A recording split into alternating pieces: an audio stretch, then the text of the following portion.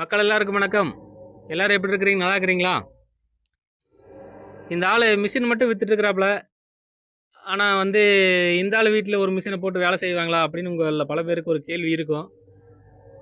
கமெண்டில் நிறைய பேர் அதை கேட்காம கூட இருப்பீங்க. அந்த கேள்வி வரக்கூடாதுங்கிறக்காக என்னுடைய வீட்லேயே ஒரு இயந்திரத்தை போட்டு நாங்கள் டெய்லி வேலை செஞ்சிட்ருக்குறோம். ஏற்கனவே ஒரு ஷார்ட்ஸில் போட்டிருப்பேன் நம்ம வீட்டில் ஒரு மிஷின் கொண்டு வந்து வச்சதை. ஸோ இப்போ வந்து ஃபுல் ஃப்ளெஜ்டாக நாங்கள் எப்படி வேலை செய்கிறோம் அப்படிங்கிறத வந்து உங்களுக்கு லைவாக காட்டுறேன். உங்களுக்கு என்னென்ன வழிமுறைகள் சொல்கிறனோ அதெல்லாம் நான் இங்கே வேலை செஞ்சு டெமோ பார்த்து கன்ஃபார்ம் ஆனதுக்கப்புறம் தான் உங்களுக்கு வந்து அதை எடுத்து சொல்கிறேன். ஒரு நாளைக்கு எத்தனை கிலோ ப்ரொடக்ஷன் பண்ண முடியும், எவ்வளோ கரண்ட் பில் மூயுது, இது எல்லாமே வந்து நாங்கள் என்ன எங்களுக்கு நடக்குதோ அதை தான் உங்களுக்கு சொல்கிறோம். இல்லாத எதையும் நான் சொல்கிறதில்ல. எத்தனையோ பேர் வந்து திருப்பூர், கோயம்புத்தூர் இங்கெல்லாம் வந்து மிஷின் விற்கிறவங்க இருக்கிறாங்க. ஆனால் அவங்க வந்து அவங்களுடைய மிஷினை அவங்க வீட்டில் போட்டு இந்த நூலை உற்பத்தி பண்ணுவாங்களா அப்படின்னு கேட்டால் கிடையாது. ஆனால் நான் வந்து என்னுடைய வீட்லேயே ஒரு இயந்திரத்தை நிறுவி நாங்கள் வந்து டெய்லி நூல் உற்பத்தி பண்ணிகிட்ருக்குறோம். பார்த்தீங்கன்னா இவங்க என்னோடய அம்மா தளவு பிரித்து கொடுக்குறாங்க. இவங்க வந்து என்னுடைய முதலாளி அம்மா. அவங்க வந்து மிஷின் ஆப்ரேட் பண்ணுறாங்க. அவங்க வந்து சின்ன முதலாளி அம்மா பெடலு மிதிச்சிட்ருக்குறாங்க. பார்த்தீங்கன்னா ஒய்ஃப் பெடலை மிதிக்கலையே, எங்கள் பாப்பா தான் பெடல் மிதிச்சிட்ருக்கிறா. துணி கொடுக்குறது ஒரு ஆள், பெடல் மிதிக்கிறது ஒரு ஆளாம்மா. இன்னொரு முதலாளி என்னோடய இடுப்பில் கொண்டுருக்கிறாரு. அவர் உங்களுக்கு காட்ட முடியுமான்னு தெரில. இருங்க, நான் ரிவர்ஸில் கேமராவை திருப்புறேன். தெரியுதா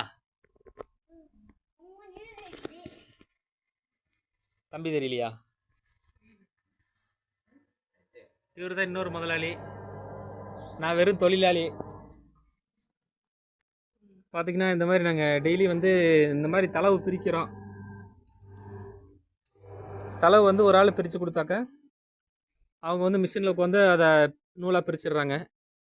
அந்த ஸ்டாக் முடிஞ்ச உடனே அவங்களும் வந்து தளவு பிரிப்பாங்க. பிரிச்சுட்டு எல்லாத்தையும் நாங்கள் நூலாக மாற்றி இந்த மாதிரி ஒரு துணி விரித்து அது மேலே போட்டு நீட்டாக வச்சுருவோம். ஓட்டி முடிச்சதுக்கப்புறம் இந்த 1-2 துணி வந்து கையிலேருந்து ஸ்லிப்பாகி உள்ளே போகும் இல்லைங்களா, அதை எல்லாத்தையும் எடுத்து மறுபடியும் தளவு பிரித்து இதிலேருந்து நீட்டாக செக் பண்ணி எடுத்து தளவு பிரித்து மறுபடியும் நூலாக போட்டு எல்லாம் எடுத்து ஒரு சாக்கில் போட்டு வச்சுருவோம். ஸோ இந்த மாதிரி தான் வந்து நாங்கள் டெய்லி வேலை செஞ்சுட்ருக்குறோம். இப்போ பார்த்தீங்கன்னா எங்கள் வீட்டில் டெய்லி ஒரு 10 to 20 கிலோ வந்து நாங்கள் உற்பத்தி பண்ணிடுவோம் டெய்லி. எப்படி பார்த்தீங்கன்னா, ஏன் வந்து 2 பேருக்கு 10 to 20 கிலோ சொல்கிறேன் அப்படின்னா, எங்கள் அப்பா அவர்கள் பார்த்தீங்கன்னா மனநல சரியில்லை. அவரை வந்து நாங்கள் டெய்லி கவனிச்சுக்கணும். ஸோ அந்த பெரிய குழந்தைய கவனிக்கிறதே எங்களுக்கு ஒரு மிகப்பெரிய வேலை. ஸோ அதனால் எங்களால் இதை பார்த்துட்டு இவ்வளோ தான் பண்ண முடியுது. எனக்கு குடோனில் வேலை இல்லாதப்போ நானும் பார்த்தீங்கன்னா இவங்களோட சேர்ந்து மிஷின் ஆப்ரேட் பண்ணி வேலை செய்வேன், தளவு பிரித்து வைப்பேன். இந்த நூலுக்குள்ளே இருக்கிற துணியெல்லாம் நல்லா க்ளீனாக பிரித்து எடுத்து மூட்டை போடுவேன். ஸோ இந்த மாதிரி வந்து நானும்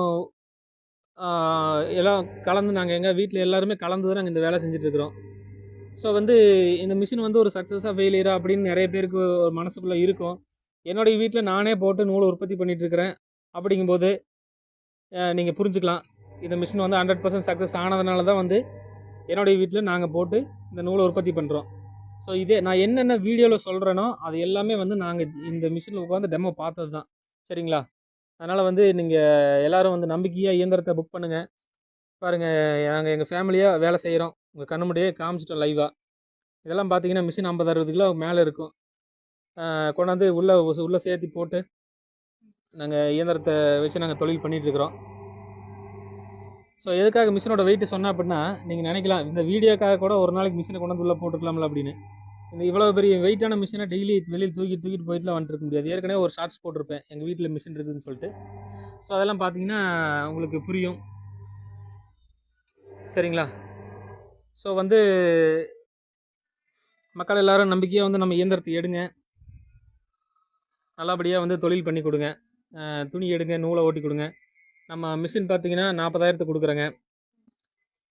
துணி வந்து 1 கிலோ 53 ரூபாய்க்கு கொடுக்குறோம். பிரித்த நூலை வந்து 1 கிலோ 88 ரூபாய்க்கு பைபேக் எடுத்துக்கிறோம். சரிங்களா? நிறைய பேர் டிரான்ஸ்போர்ட் சார்ஜை பற்றி கேட்குறீங்க. நாங்கள் நூல் விலையிலே கிலோவுக்கு 10 ரூபா டிரான்ஸ்போர்ட் சார்ஜ் கொடுக்குறோம். அதனால் வந்து டிரான்ஸ்போர்ட் சார்ஜ் தனியாக கொடுக்க முடியாது. அப் அண்ட் டவுன் நீங்கள் தான் பே பண்ணணும்.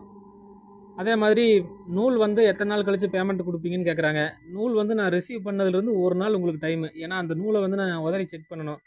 ஏகப்பட்ட பக்கம் வந்து ஆட்டோமேட்டிக் மிஷின் போயிருக்குது. ஸோ, அதில பிரிச்ச நூல வந்து கை நூல்னு சொல்லியோ, இல்ல செமில் நம்ம மிஷினில பிரிச்சதுன்னு சொல்லியோ, யாராவது அனுப்பிவிட்டாங்கன்னா எனக்கு பெரிய நஷ்டமா போயிரும். ஸோ, அதெல்லாம் நான் செக் பண்ணதுக்கப்புறம் தான் வந்து உங்களுக்கு பேமெண்ட் அனுப்ப முடியும். ஸோ, அதுக்கு வந்து 1 நாள் டைம் எடுக்கும் கண்டிப்பா.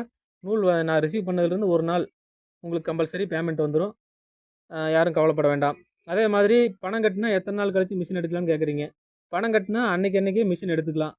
இப்போ பார்த்தீங்கன்னா, நம்மகிட்ட குடோன்ல 4 மிஷின் ஸ்டாக் இருக்குதுங்க. நீங்க பணம் கட்டினா அப்பவே எடுத்துக்கலாம். சரிங்களா? யார் வந்தாலும் சரி, குடோன்ல ஆள் இல்லைனாலும் நீங்க வீட்ல வந்து கூட டெமோ பார்க்கலாம். வீடு குடோனும் பக்கம் பக்கம் தான். தூரம்லாம் இல்ல. ஸோ வந்து இவ்வளோ தூரம் வெளிப்படையா தொழில் பண்றேன் அப்புட்னா, இந்த மிஷின்ல ஏதோ விஷயம் இருக்குது அப்படின்னு நீங்க புரிஞ்சிருப்பீங்கன்னு நெனைக்கிறேன். எல்லாரும் தொடர்ந்து நம்ம சேனலுக்கு வந்து ஆதரவு குடுங்க. சப்ஸ்கிரைபர் ரேட் கம்மியா இருக்குது. நல்ல விஷயத்த வந்து நெறைய பேருக்கு ஷேர் பண்ணுங்க. அப்பதான் வந்து அதனால நீங்க பயனடையலைனாலும், யாராவது ஒருத்தர் உங்க மூலமா பயனடைவாங்க. சரிங்களா?